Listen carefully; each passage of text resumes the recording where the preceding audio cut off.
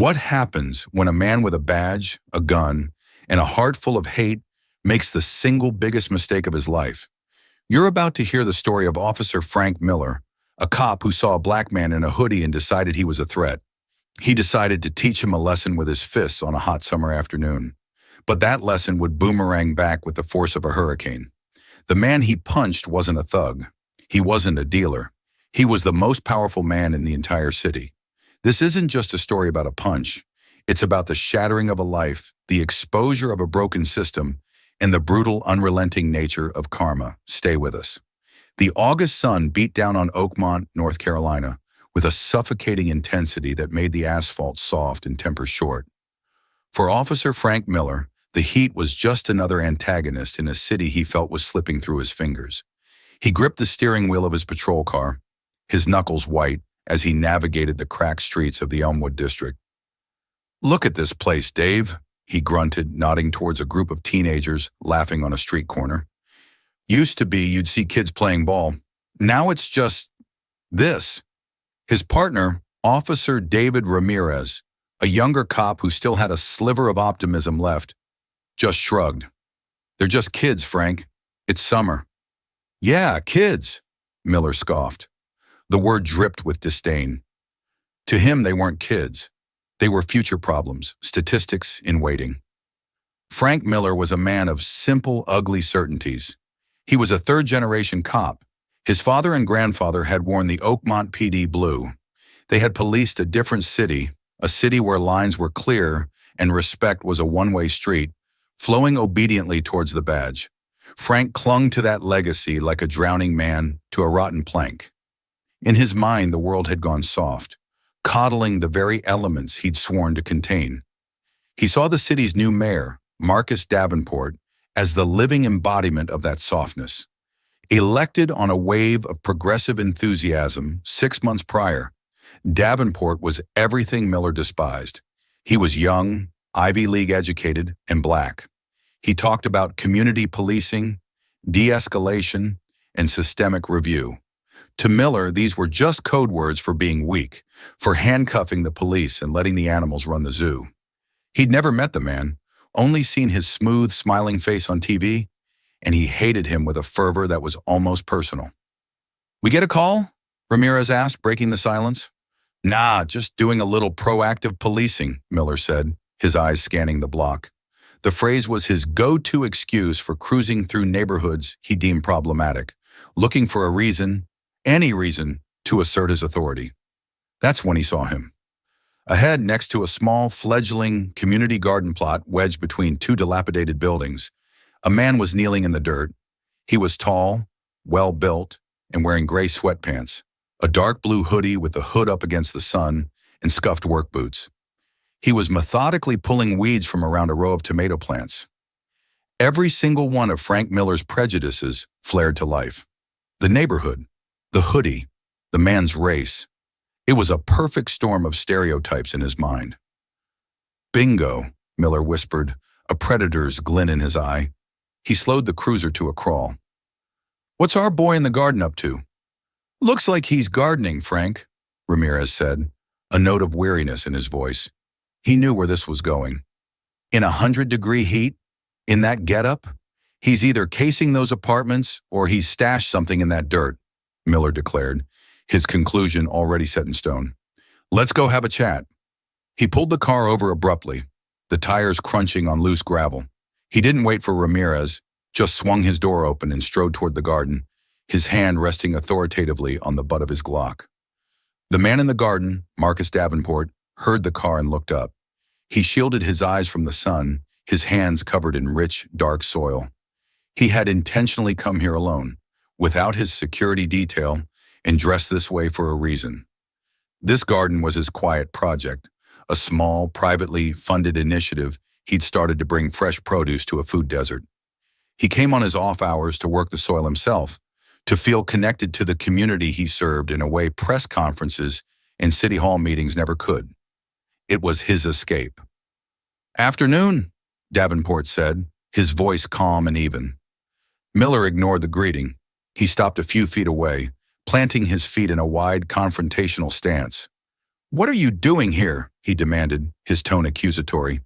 Davenport slowly rose to his feet, brushing the dirt from his hands onto his pants. "Just a little gardening, officer, trying to get these tomatoes to take." "I didn't ask for a botany lesson. I asked what you're doing here," Miller repeated, his voice louder now. Ramirez had caught up and stood a few paces behind, looking uneasy. "This is a community garden," Davenport explained, keeping his hands visible and away from his body. He'd been in this situation before, many times before he was mayor. He knew the dance. "I'm one of the volunteers." "Volunteer, huh?" Miller smirked. "Let me see some ID." Davenport's pleasant demeanor tightened just a fraction. "Am I being detained, officer? Have I done something wrong?" This was the moment. For Miller, this was the challenge, the refusal to immediately comply. In his world, it was a direct affront to his authority. It was the spark he was always looking for. "You're loitering in a high-crime area dressed like a damn thug. Now show me your ID before this gets unpleasant," Miller snarled, stepping closer, invading the man's personal space. "I believe I have the right to be in a public space, and I'm not required to identify myself unless you have reasonable suspicion that I've committed a crime. Pulling weeds isn't a crime, last I checked," Davenport stated, his voice still level, but now with a core of steel. He was testing the officer, wanting to see how far this would go. It was a dangerous game, but one he felt was necessary. The defiance, calm and articulate as it was, sent a jolt of pure rage through Frank Miller. This man wasn't scared. He wasn't intimidated. He was talking about his rights. It was the same kind of softness he saw in the new mayor, the same liberal nonsense he believed was ruining his city. "Oh, we got a constitutional scholar here, Dave," Miller shouted back at his partner, not taking his eyes off Davenport. He jabbed a thick finger into Davenport's chest. "You don't have any rights right now except the right to do what I tell you to do. Now I'm going to ask you one last time. Show me your ID." Davenport stood his ground. He looked from Miller's furious, reddening face to Ramirez's uncertain one. "Officer, I'd advise you to calm down." That was it. The final straw. The suggestion that he, Frank Miller, was the one out of control. It was an inversion of his entire worldview. In that instant, Marcus Davenport ceased to be a man. He was a symbol of everything Miller had lost, everything he hated. "You advise me?" Miller roared, his face contorted in a mask of fury, and then he swung. He didn't draw his baton. He didn't reach for his taser. He balled up his right hand and threw a powerful, vicious punch directly into Marcus Davenport's face. The crack of knuckles against cheekbone was sickeningly loud in the quiet afternoon air. Davenport stumbled backward, his head snapping to the side from the force of the blow. He tripped over a line of cinder blocks bordering the garden and fell hard onto his back, his head hitting the soft earth with a dull thud. For a moment, the world was a dizzying kaleidoscope of blue sky, green leaves, and exploding stars of pain behind his eyes. He tasted blood, coppery and hot, in his mouth. Miller stood over him, chest heaving, his fist still clenched. "See? That's what happens when you don't show respect," he panted, triumphant. Ramirez just stared, his mouth agape, his mind screaming. "Frank, what did you just do?" From across the street, a teenager who had been watching the entire exchange slowly lifted his cell phone, the red light of the record button already blinking. The world swam back into focus for Marcus Davenport in slow, painful waves. The first thing he registered was the throbbing in his jaw, a deep, electric ache that radiated up to his temple. The second was the taste of blood. He gingerly touched his lip. It was already swelling, split open against his teeth.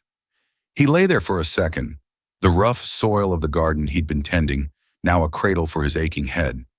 Above him, Officer Miller was a dark silhouette against the blinding sun, panting slightly, radiating an aura of smug satisfaction. "Had enough of your law lesson for today?" Miller taunted. "Or do we need to continue this down at the precinct?" Ramirez finally found his voice, a choked, panicked whisper. "Frank, Jesus Christ, Frank."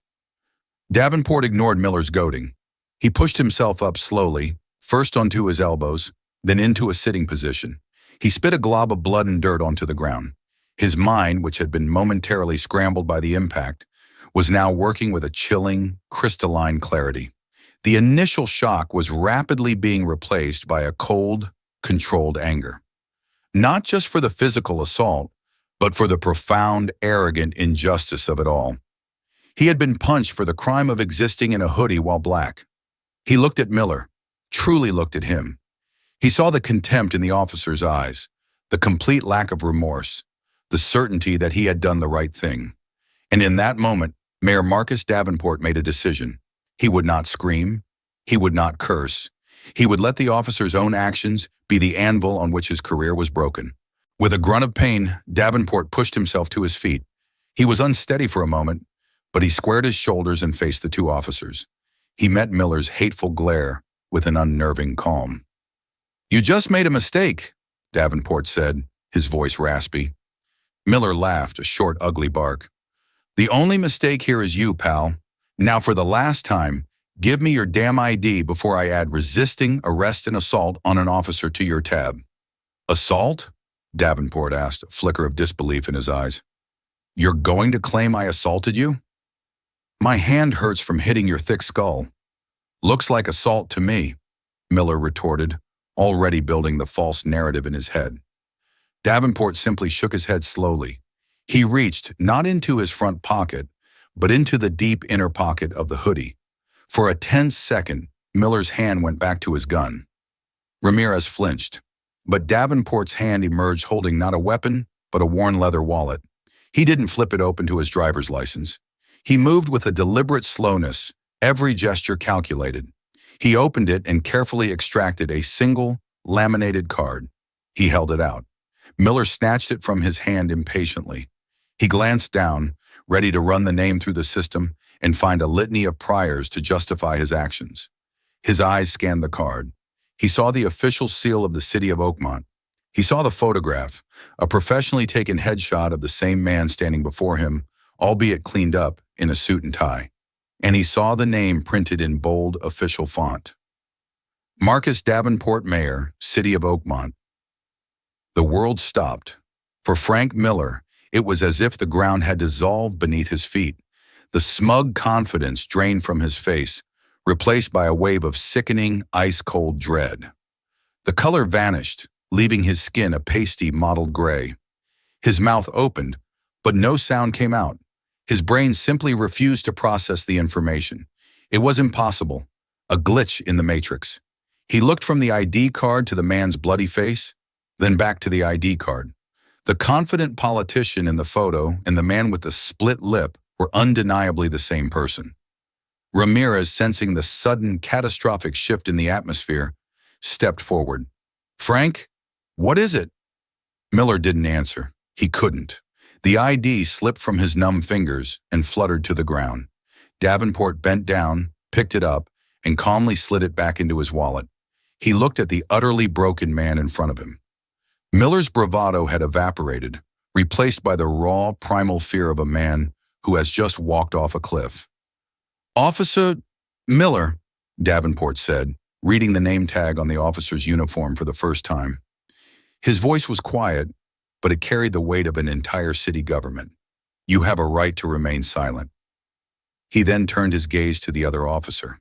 "Officer Ramirez, get your chief of police on the phone. Tell him to meet me at Oakmont General Hospital, and then," Davenport's eyes narrowed, "you will secure your partner's firearm and place him in the back of your vehicle. You will read him his rights. You are detaining him for assault and battery. Is that understood?" Ramirez stared, paralyzed. This was a nightmare, a direct order from the mayor of the city to arrest his own partner. He looked at Frank, who was now trembling, a fine sheen of sweat on his forehead, despite the heat. Frank looked like a ghost, his eyes wide with a terror Ramirez had never seen before. "Officer Ramirez!" Davenport's voice cracked like a whip, cutting through the younger cop's paralysis. "Is that understood?" Yes, sir. Mr. Mayor." "Sir," Ramirez stammered, fumbling for his radio, his hands shaking so badly he could barely key the microphone. Miller finally choked out a word, a pathetic, desperate plea. I didn't know." Mayor Davenport took a step closer, his face a mask of cold fury and profound disappointment. His jaw throbbed with every word. "That's the entire point, officer," he said, his voice barely a whisper, yet each word a dagger. "You didn't know. You didn't care. You just saw a black man in a hoodie, and you decided he was less than human. Your problem isn't that you punched the mayor. It's that you punched a citizen. It's just your bad luck that today, the citizen you punched can burn your whole world to the ground." Across the street, the teenager lowered his phone, his eyes wide. He had it all. The confrontation, the punch, the stunning, world-altering revelation. He hit send. The video, raw and uncut, began its silent viral journey into the digital ether, an invisible tidal wave about to crash over the entire city. The sterile, antiseptic smell of Oakmont General Hospital was a stark contrast to the earthy scent of the garden. Mayor Marcus Davenport sat on the edge of an examination table, a doctor carefully stitching the gash on his lower lip. The local anesthetic did little to numb the deeper ache in his jaw or the simmering rage in his chest. His wife, Eleanor, stood beside him, her hand resting on his shoulder, her face a mixture of fury and fear. Across the room, looking profoundly uncomfortable in the clinical setting, was Police Chief Bill Brody. Brody was a veteran cop of the old school, a man who had navigated the city's political currents for 2 decades. He was stout, with a weathered face and weary eyes that had seen it all. But he'd never seen this. "Marcus, I am so sorry," Brody began, his voice a low rumble. "There's no excuse. None."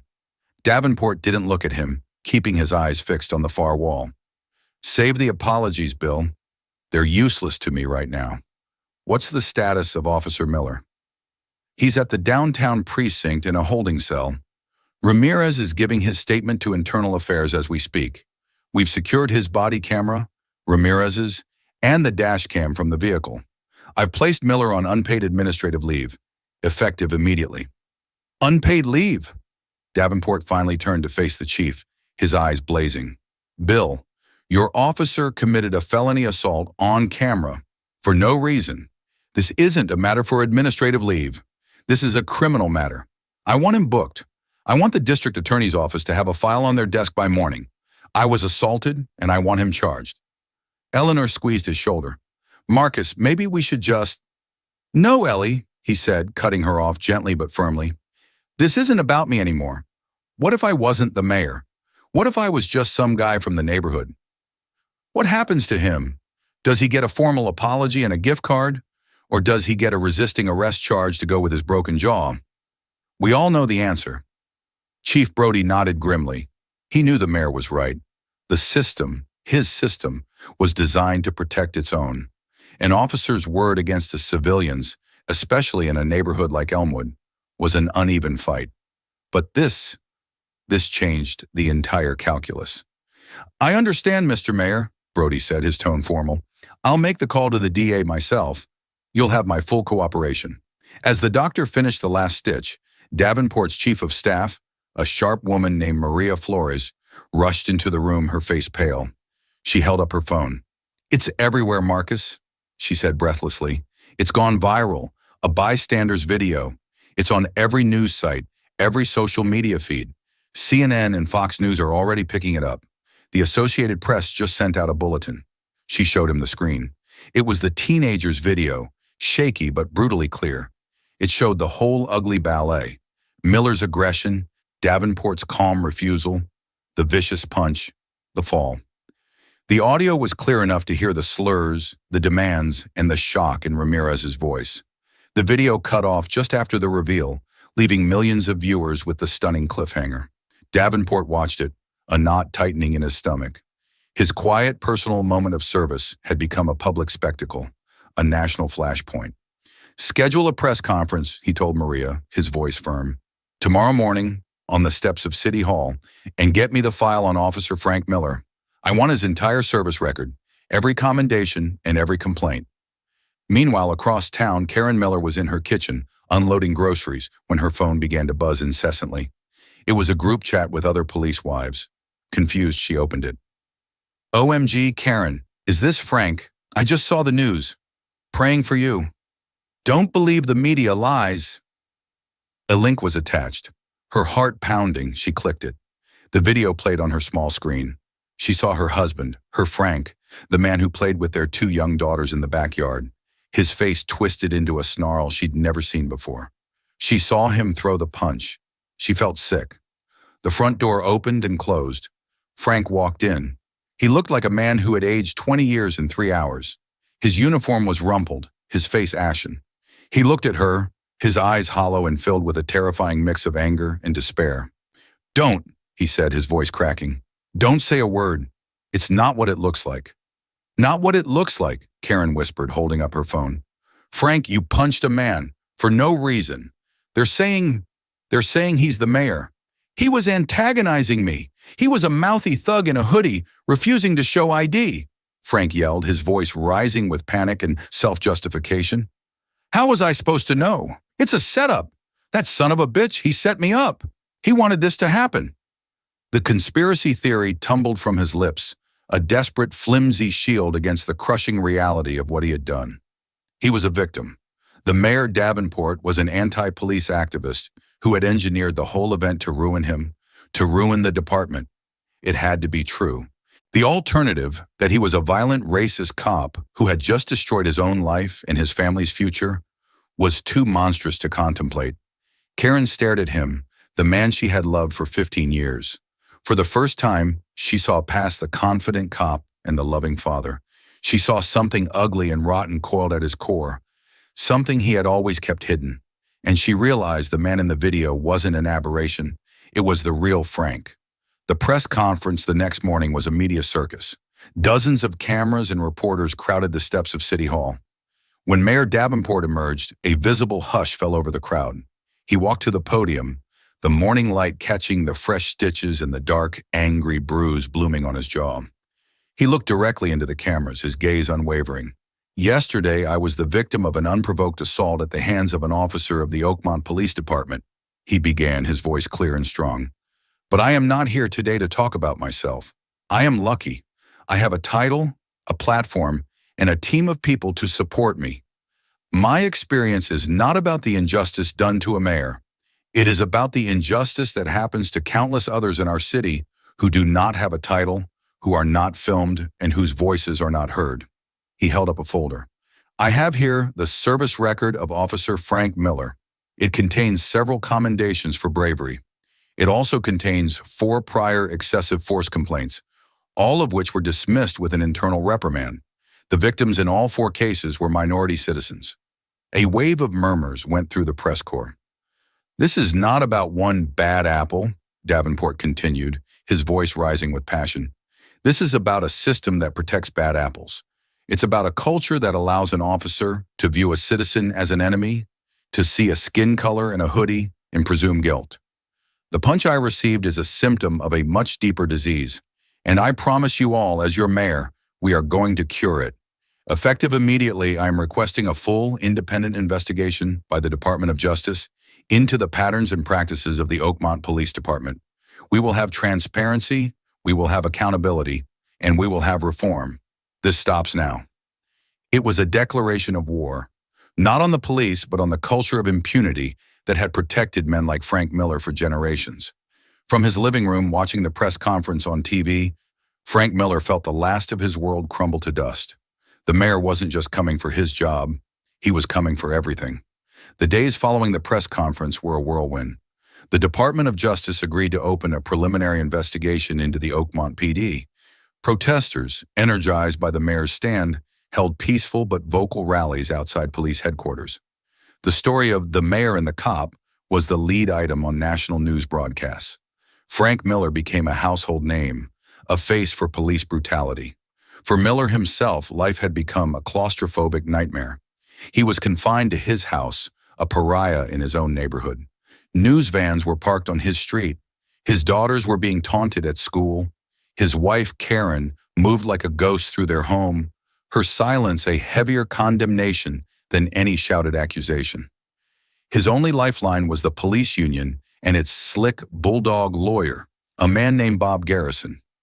Garrison had a reputation for getting cops off the hook, no matter how damning the evidence. They met in Garrison's wood-paneled office, the air thick with the scent of old books and desperation. The video is bad, Frank. I'm not going to lie to you, Garrison said, leaning back in his leather chair. Public opinion is a tidal wave, and you're drowning. It was a setup, Miller repeated, the lie now his gospel. Davenport knew who I was. He provoked me. Nobody's going to buy that, Garrison said flatly, and a jury won't either. Right now, you're looking at termination, a civil lawsuit that will bankrupt you, and criminal charges that could mean prison time. We're not fighting to save your job anymore, Frank. We're fighting to keep you out of a cage. A cold sweat prickled Miller's skin. Prison. The word hung in the air, a terrifying possibility he'd never considered. Cops didn't go to prison. So what do we do? Miller asked, his voice weak. We can't fight the punch, Garrison explained, tapping a pen on his desk. So we have to fight the man. We need to change the narrative. Right now, he's St. Marcus, the victim martyr. We need to make him the villain. We need to find something in his past, something dirty, that we can use to discredit him. We need to make it look like he has a long-standing, violent grudge against the police. We need to paint him as the aggressor, the one with the agenda. Garrison hired a private investigator, a former detective named Sal Moretti, with a talent for digging through people's lives. For a week, Moretti scoured every corner of Marcus Davenport's past, from his childhood in Atlanta to his years at Harvard Law. He found nothing. Davenport's record was squeaky clean: scholarships, charity work, glowing recommendations. He was exactly the man he appeared to be. Just as they were about to give up, Moretti got a hit. It was small, but it was something. 20 years ago, when he was a 19-year-old college sophomore at UNC Chapel Hill, Marcus Davenport had been arrested. Garrison's eyes lit up when Moretti delivered the news. Arrested for what? Participating in a protest that turned into a riot, Moretti said, reading from his notes. It was after a controversial police shooting of an unarmed student. Davenport was one of about 30 people arrested. The charges were inciting a riot and resisting arrest. This is it, Garrison breathed, a slow smile spreading across his face. This is the golden ticket. Hold on, Moretti cautioned. The charges were dropped. All of them. Turns out another group of agitators started the violence, and the cops just rounded up everyone in the vicinity. There's even a note in the file from the DA at the time saying Davenport was likely trying to de-escalate the situation when he was arrested. Garrison waved a dismissive hand. Details, Sal, details. The public won't care that the charges were dropped. The headline is all that matters. Mayor Davenport arrested in anti-police riot? We leaked this. We paint him as a lifelong cop hater.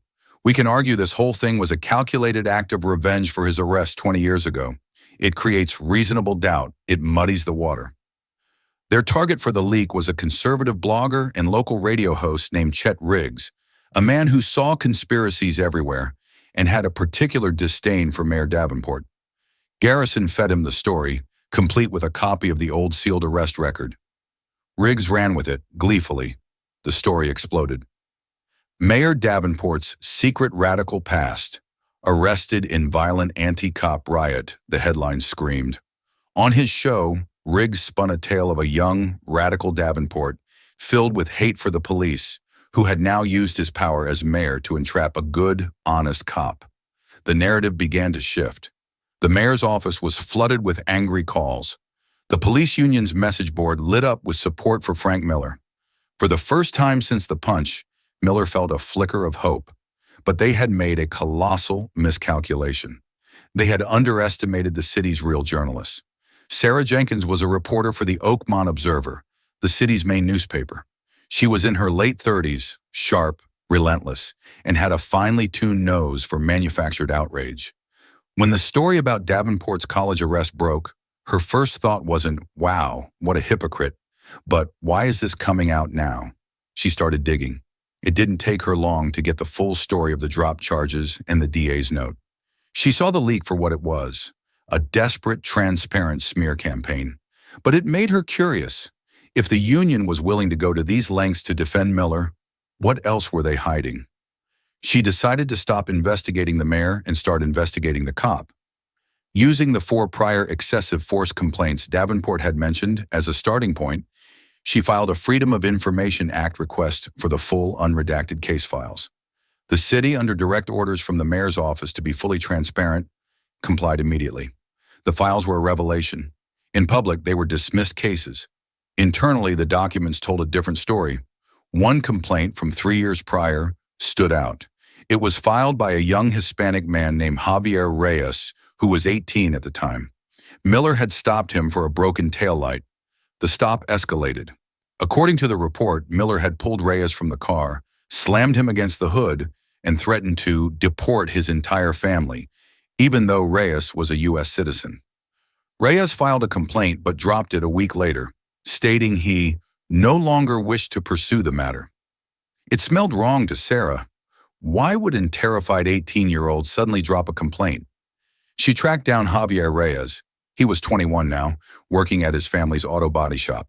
At first, he refused to talk, his eyes filled with a familiar fear. "It's over. I don't want any trouble," he said, wiping grease from his hands with a rag. "Javier," Sarah said gently, "Officer Miller is in the news. He assaulted the mayor. What he did to you matters now. People will listen." Javier hesitated. He looked at his father, who was watching from across the shop. His father gave a slow, deliberate nod. The fear in Javier's eyes was slowly replaced by a resolve that had been buried for 3 years. "He said he knew where I lived," Javier said, his voice quiet but steady. "He followed me home a few days after I filed the complaint. He just parked across the street. For hours. He didn't have to say anything. I went down the next day and withdrew it. I was scared for my family." Sarah's blood ran cold. This wasn't just excessive force. This was witness intimidation, a felony. "There's more," Javier said, taking a deep breath. "My cousin was in the car with me. He recorded the whole stop on his phone. The threats, everything. We were too scared to ever show it to anyone." Sarah Jenkins' heart hammered in her chest.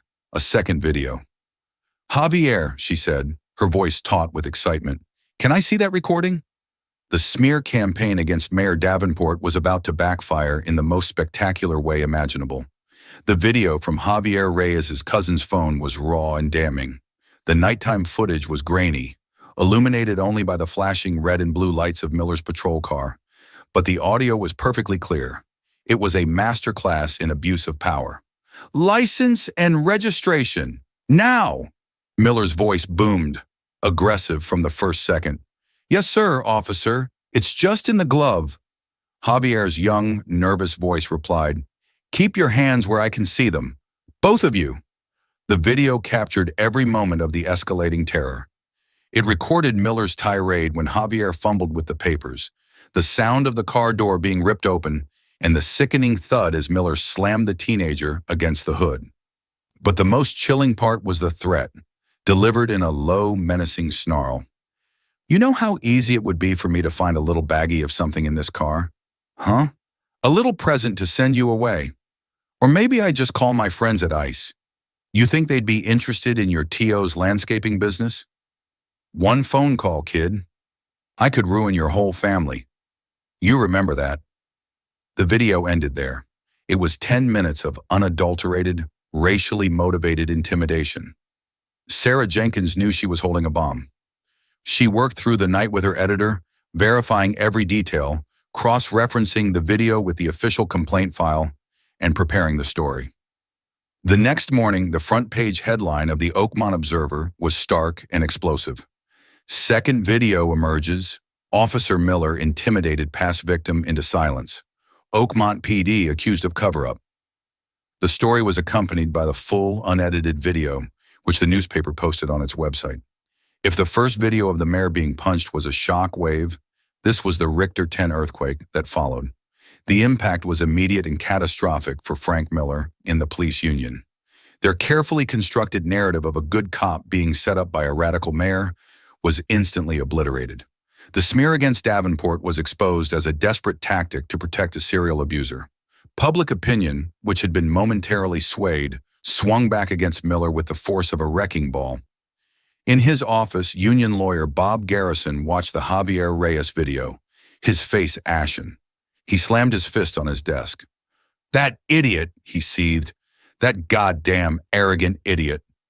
He had been played. Miller had assured him his record was clean, that the prior complaints were frivolous. Garrison's gamble to attack the mayor had not only failed, It had unearthed a far more damaging truth about his client. For Mayor Davenport, the new revelation was both horrifying and vindicating. It proved his point in the most visceral way possible. This wasn't about one punch. It was about a pattern. He called an emergency meeting with Chief Brody and the city attorney. "This changes everything, Bill," Davenport said, his voice cold as ice. "This isn't just assault anymore. This is a pattern of harassment, intimidation, and civil rights violations. Your department didn't just dismiss a complaint, they enabled a predator." Chief Brody looked like a broken man. The DOJ investigation, which had been preliminary, was now a full-blown crisis. Federal agents would be crawling all over his department for months, if not years. His legacy, his entire career, was in flames. I never saw the unofficial follow-up reports," he stammered. "The file was closed when the kid withdrew the complaint. It was buried by the previous administration."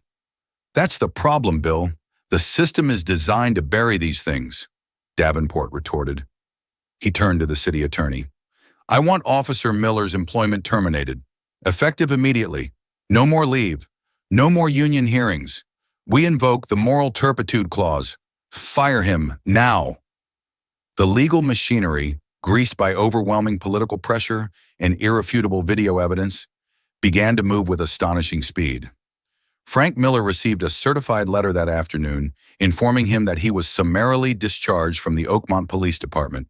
The badge that had been his identity, his birthright, was gone. The karma, however, was just getting started. The district attorney, who was already preparing assault charges, saw the second video and immediately upgraded the case. The DA's office announced new charges against Frank Miller: felony witness intimidation, official oppression, and multiple civil rights violations. The potential prison sentence had just multiplied, but the most immediate and painful blow came from within his own home. Karen Miller had watched the new video on the morning news. She saw her husband threaten to destroy a young man's family, his voice dripping with the same venom she now heard in his late-night, drunken rants about the mayor. That evening, when Frank came downstairs from his self-imposed exile in their bedroom, he found her in the living room with 2 suitcases packed. The girls were at her sister's house. "What's this?" he asked, his voice hollow. "I'm leaving, Frank," she said, not meeting his eyes. "I'm taking the girls and I'm going to my sister's. I've spoken to a lawyer." "Karen, no. You can't," he pleaded, the last foundation of his life crumbling.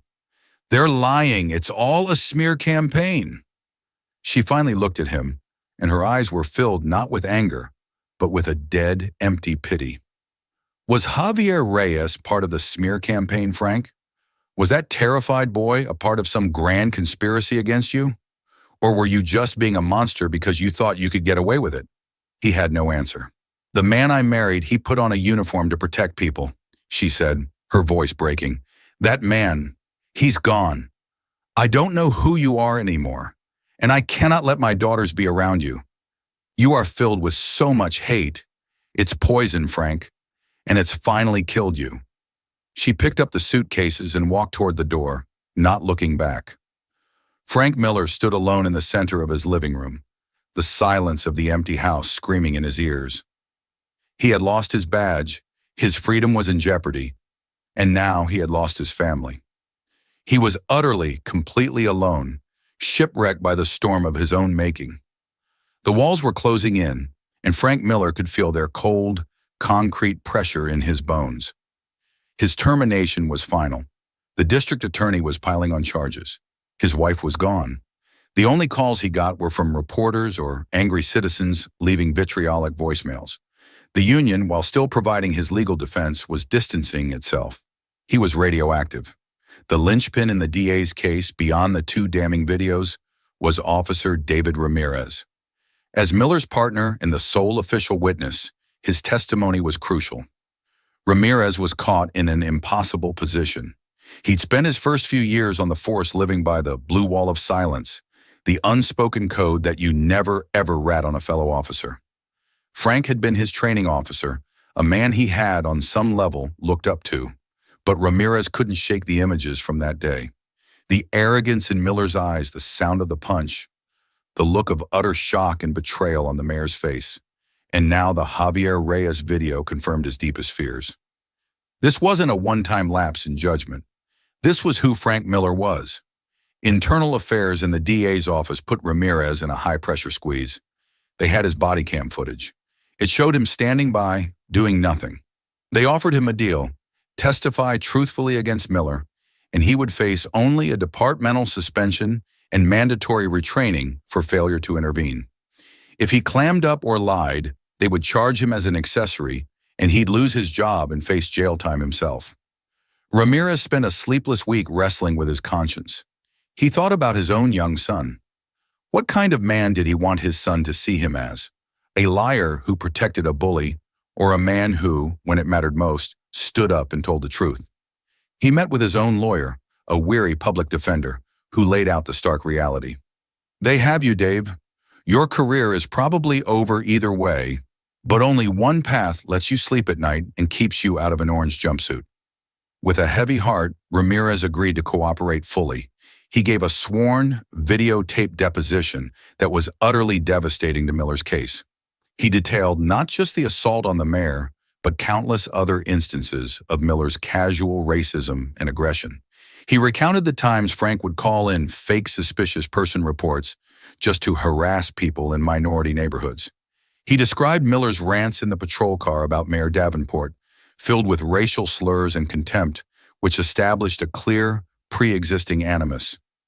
Ramirez's confession was the final nail in Frank Miller's legal coffin.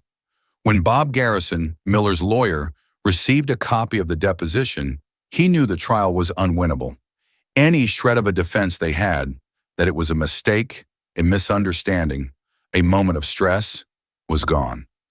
Ramirez's testimony painted a clear picture of a malicious, premeditated pattern of abuse, culminating in the assault on the mayor. Garrison called Miller into his office for a final, brutal reality check. "It's over, Frank," Garrison said, tossing the deposition transcript on the table. "Your partner rolled over on you. He's corroborated everything. The DA is offering a plea deal." "I'm not taking a deal," Miller said stubbornly, though his voice lacked conviction. "Then you'll go to trial, and you will be convicted on all counts," Garrison countered, his voice sharp. "The jury will see the video of you punching the mayor. They'll see the video of you threatening that kid, Javier Reyes. And then they'll hear your own partner in full uniform get on the stand and tell them what a racist monster you are. You'll be sentenced to the maximum, 10 to 15 years in state prison, as a former cop. You know what that means. You won't last a week." The threat hung in the air, a vision of brutal prison justice. "What's the deal?" Miller asked, his voice barely a whisper. "You plead guilty to felony assault and 1 count of witness intimidation," Garrison laid out. "The other charges get dropped. The DA will recommend a sentence of 5 years with possibility of parole after 3. It's a gift, Frank. It's the only move you have left." The fight had gone out of him. The rage, the self-pity, the denial, it all evaporated, leaving only the bitter, metallic taste of defeat.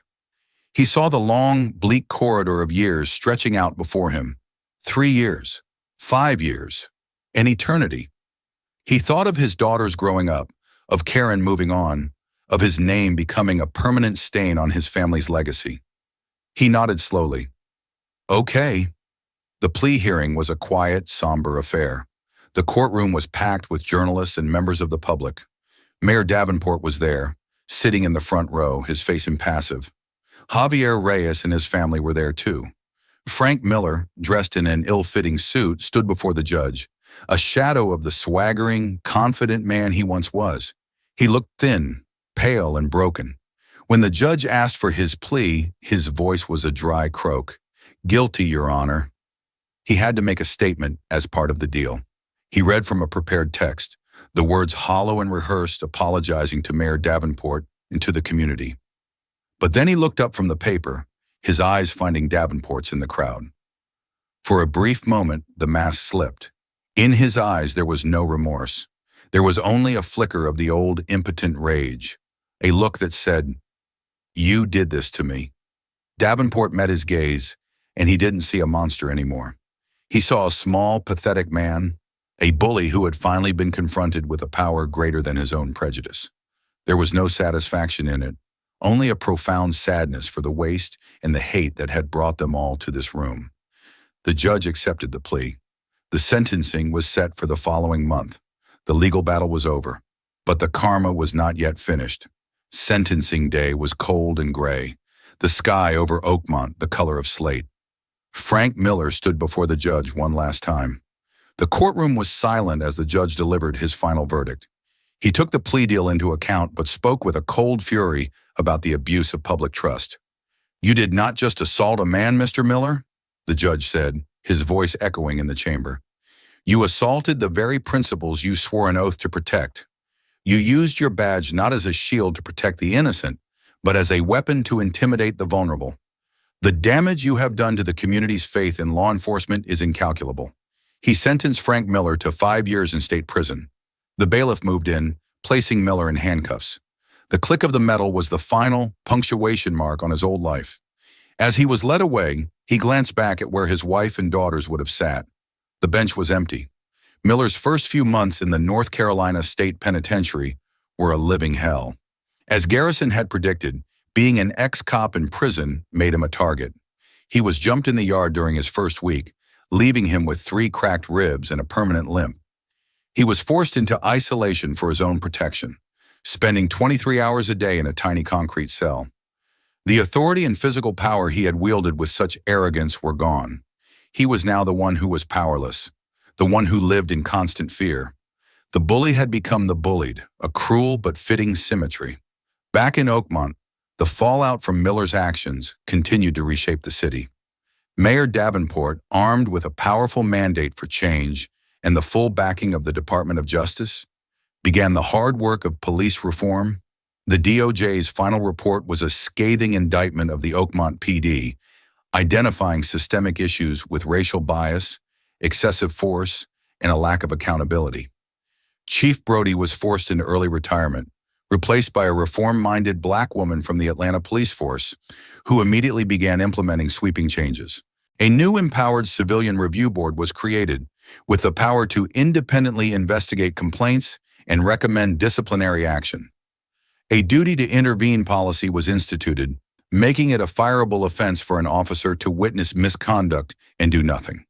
A policy directly inspired by Ramirez's initial failure. David Ramirez himself served his 6-month suspension, completed extensive retraining, and returned to the force a changed man, often speaking to new recruits about the importance of integrity and the dangers of the blue wall. Mayor Davenport poured funding into community-based initiatives, including a massive expansion of the Community Garden Project in Elmwood. He knew that true safety didn't just come from policing, but from opportunity, investment, and trust. It wasn't a perfect transformation. The police union fought the reforms at every turn. There was still resentment and distrust on both sides. But for the first time in generations, real, tangible change was happening. The culture of impunity that protected Frank Miller had been shattered. 2 years into his sentence, Frank Miller was a ghost of his former self. He had lost weight, his hair was graying, and his eyes were perpetually downcast. Karen had divorced him. She had sold the house and moved with the girls to another state to start over, changing their last name. He received no letters, no visitors. His only connection to the outside world was a television in the common area. One evening, a local news report came on. It was a story about the 2nd anniversary of the Elmwood Community Garden. The camera panned over a thriving urban farm with local residents, black, white, and Hispanic, harvesting vegetables. The reporter was interviewing Mayor Davenport, who stood smiling, his sleeves rolled up, a small scar still faintly visible on his lip. "This garden is more than just a place for fresh food," Davenport was saying. "It's a symbol of what this community can build when we invest in each other, when we work the soil together." Watching from his plastic chair in the prison rec room, Frank Miller felt a hollow ache in his chest that had nothing to do with his physical injuries. He saw the city moving on without him, healing the wound he had inflicted. He saw the man he had tried to break, thriving and building something positive from the ugliness. It was in that moment that the final, crushing weight of his karma settled upon him. It wasn't just the prison, the divorce, or the loss of his job. It was the devastating realization of his own irrelevance. He had been a force of hate and destruction, but in the end, The community he despised, led by the man he assaulted, was building something that would outlast his legacy of bitterness. He was a footnote in a story about their resilience. He was forgotten. And that, for a man whose entire identity was built on power and demanding respect, was the ultimate punishment. He was nothing. The garden and the city would continue to grow without him. The story of Frank Miller and Mayor Marcus Davenport is a brutal lesson in karma, but it's more than that. It's a stark reminder that the systems we live in are only as strong as the people who are willing to hold them accountable. Mayor Davenport could have made it about personal revenge, but instead he used a moment of personal pain to force a necessary, painful conversation about justice and reform for his entire city. It shows that one person's actions, whether driven by hate or by hope, can have consequences that ripple out for years. If this story of justice and accountability resonated with you, please take a moment to support our channel. Hit that like button to help us reach more people. Share this video with someone who needs to hear it. And most importantly, subscribe and turn on notifications so you won't miss our next story. Thank you for listening.